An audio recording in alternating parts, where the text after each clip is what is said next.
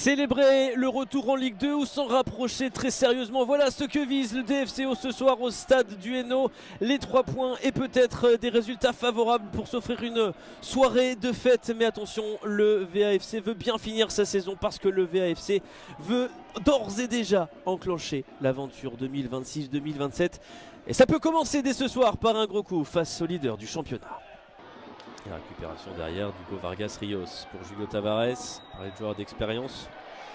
Julio Tavares en est un. Et la frappe derrière, elle a été instantanée avec cette première parade. La voilà dans cette partie à la 12e minute. Lenny Montfort, c'était sur lui, mais il a dû s'employer. Il ne pouvait pas capter ce ballon dans tous les cas.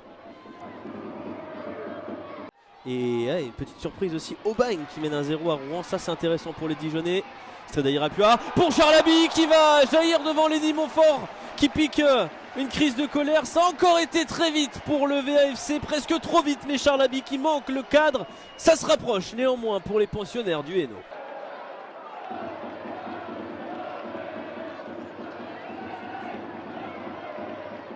Numéro 14 qui s'est repositionné juste devant sa défense en sentinelle, à nouveau un centre qui va jaillir. Thibaut Maréchal qui sera le premier dans la demi-lune.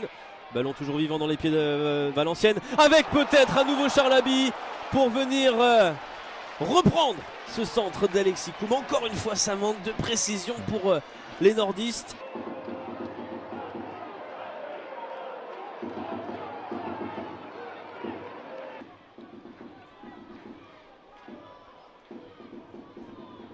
Samir Bellon vers Maboukoy, mais ça a été repris par Hugo Vargas Rios et une offrande en or pour Julien Dominguez qui ne va pas réussir à s'en sortir, mais c'est pas terminé dans la surface de réparation. On joue des coudes et derrière la situation qui va se terminer par un corner en faveur du VAFC, mais il a suffi d'une toute petite erreur pour quasiment permettre à Julien Dominguez d'enclencher un tir.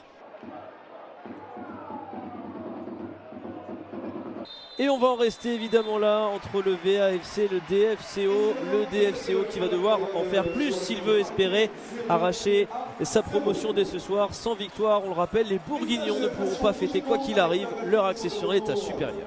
C'est pas terminé pour les Valenciennois avec Charlaby qui est parti dans une fulgurance. Il a résisté à tout le monde, Charlaby, et ça va s'ouvrir en plus sur le côté avec cette tentative d'Alexis Koum qui s'envole dans les travées du Hainaut.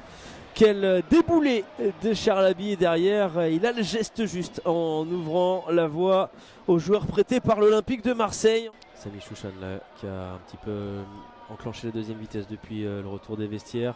Le centre pour Julio Tavares qui va être le premier sur ce ballon, à nouveau une tête dangereuse. L'effet qui nous a laissé imaginer que ça pouvait terminer en lucarne avec un Jean Louchet spectateur. Julio Tavares, deuxième acte, et malheureusement une nouvelle fois hors du cadre.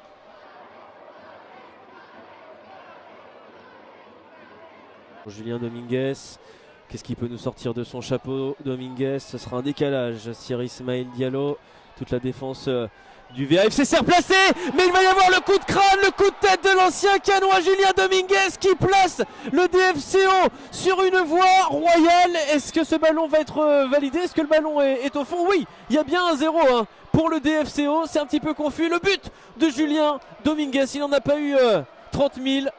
Mais là ça se rapprochait dans le jeu aérien, c'était 2 fois Tavares et cette fois c'est Dominguez qui vient frapper.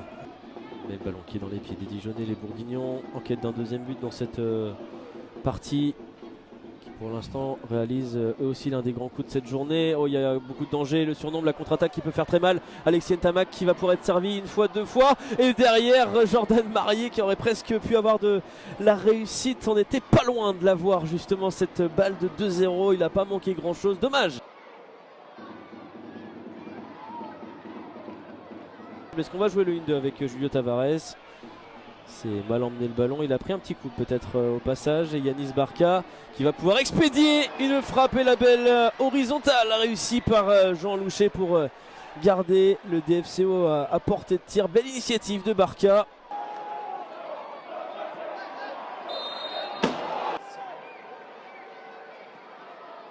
Pour le DFCO, Alexis Ntamak qui doit avoir fin de but, qui va peut-être servir un superbe enchaînement de Yanis Barca qui avait dans le vent, oui pardon, et Jean Louchet qui lui est resté très concentré.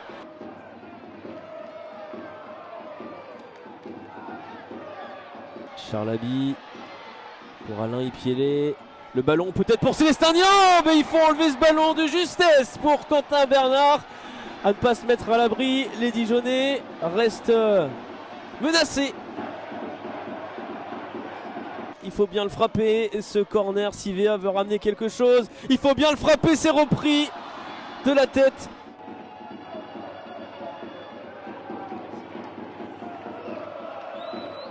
Et on va en rester là, la victoire du DFCO. Ce ne sera pas pour ce soir, il faudra attendre encore pour monter. Mais la Ligue 2 tend les bras à Dijon qui signe encore une magnifique opération. Et outre la Ligue 2, c'est même le titre qui se rapproche en national pour les joueurs de Baptiste Ridera, qui peuvent se féliciter presque comme s'ils y étaient. Valenciennes, pour la première fois sous l'ère Pierre Blois, s'incline face au leader.